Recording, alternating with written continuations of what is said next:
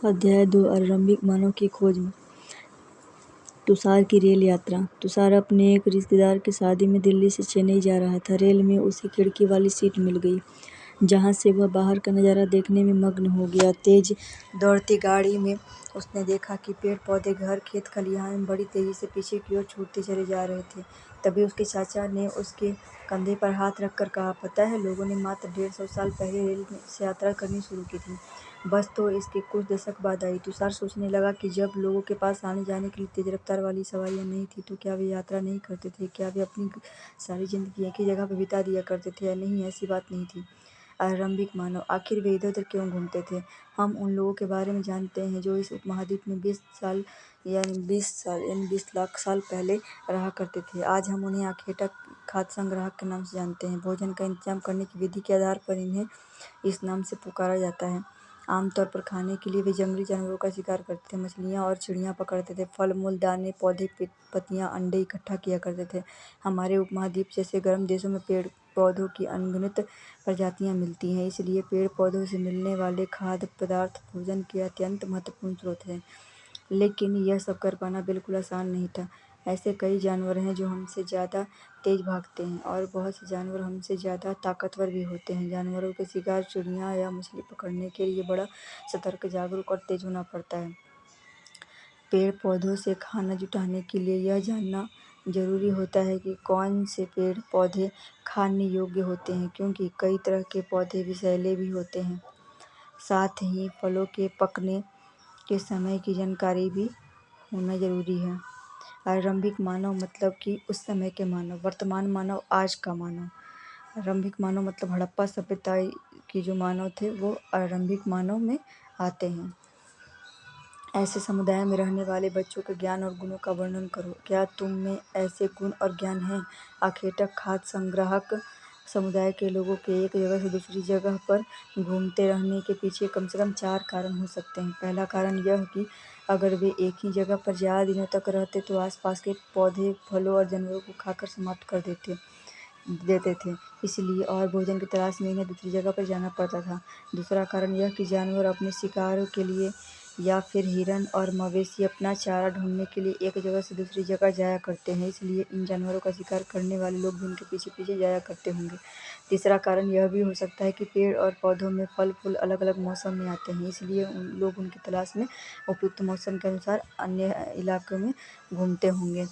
और चौथा कारण यह है कि पानी के बिना किसी भी प्राणी या पेड़ पौधे को जीवित रहना संभव नहीं होता है, और पानी झीलों, झरनों तथा नदियों में ही मिलता है। यद्यपि कई नदियाँ और झीलों का पानी कभी नहीं सूखता, कुछ झीलों और नदियों में पानी बारिश के बाद ही मिल पाता है, इसलिए ऐसी झीलों और नदियों के किनारे बसे लोगों को सूखे मौसम में पानी की तलाश में इधर उधर जाना पड़ता होगा।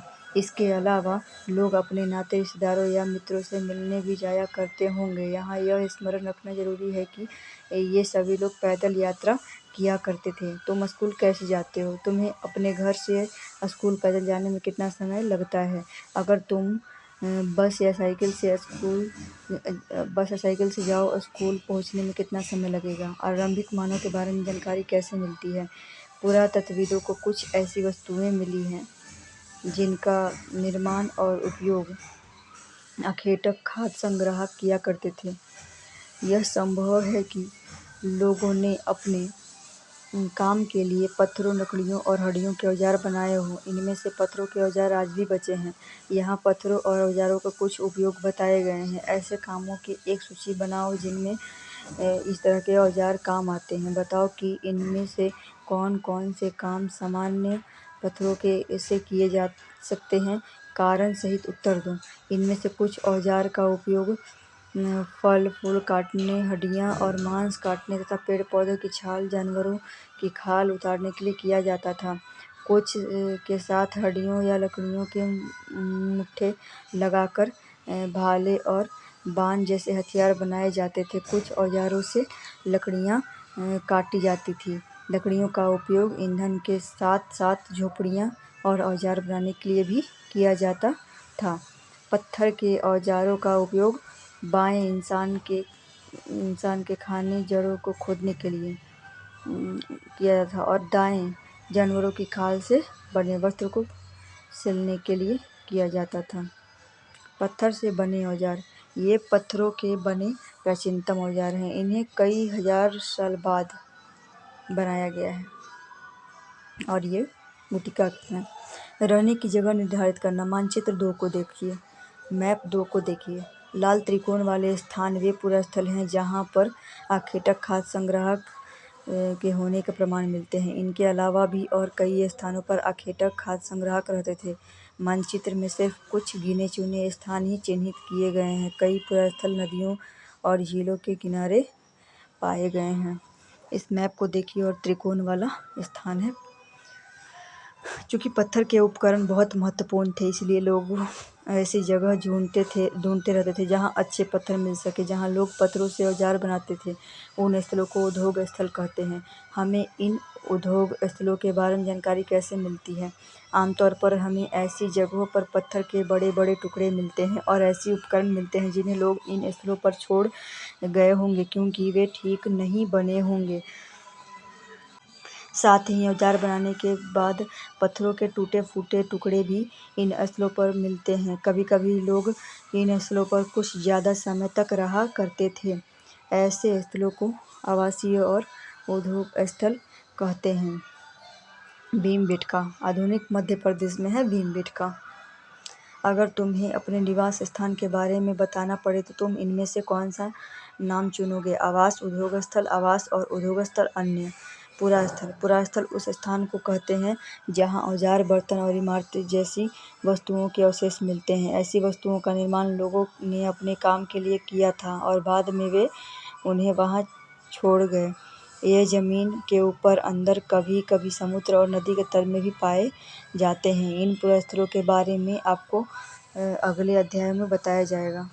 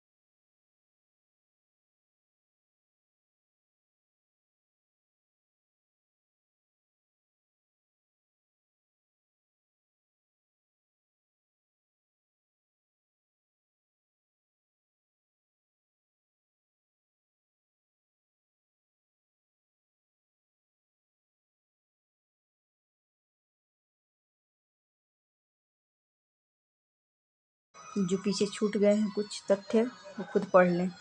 साथ में यह भी सीखने लगे होंगे कि यह अनाज कहाँ उगते थे, कब पककर तैयार होते थे। ऐसा करते करते लोगों ने इन अनाजों को खुद पैदा करना सीख लिया।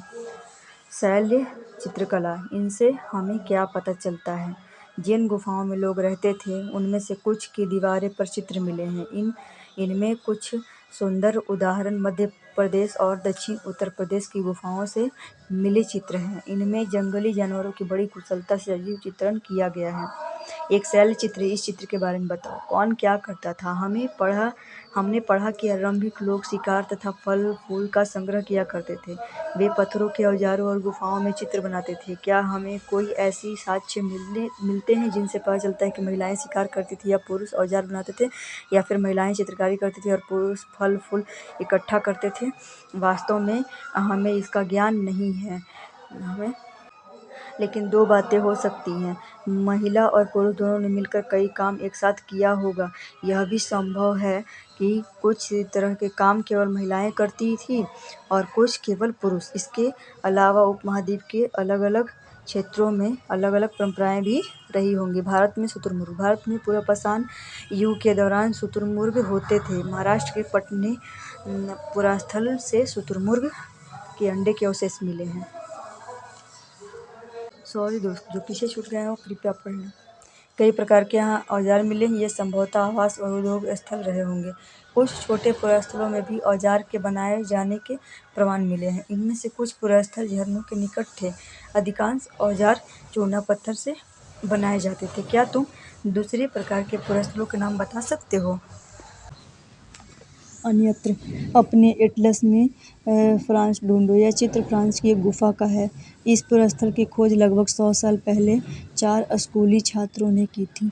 इस तरह के चित्र लगभग 20,000 साल पहले से लेकर 10,000 साल पहले की है। ये जो क्वेश्चन है आपका, ये क्वेश्चन को बना लीजिए और कुछ तथ्य जो हमसे नहीं पढ़ पाए, जो छूट गई है, उसे आप पढ़ लीजिए। इस वीडियो में मैं जानबूझकर के छोड़ दी हूँ कुछ तथ्य को कहीं कहीं पर, ताकि आप वीडियो को ध्यान से देखिए और छूटा हुआ चीज़ जो है उसमें आप इंटरेस्ट लेकर पढ़िए। तो वीडियो कैसा लगा बताइए और थैंक यू।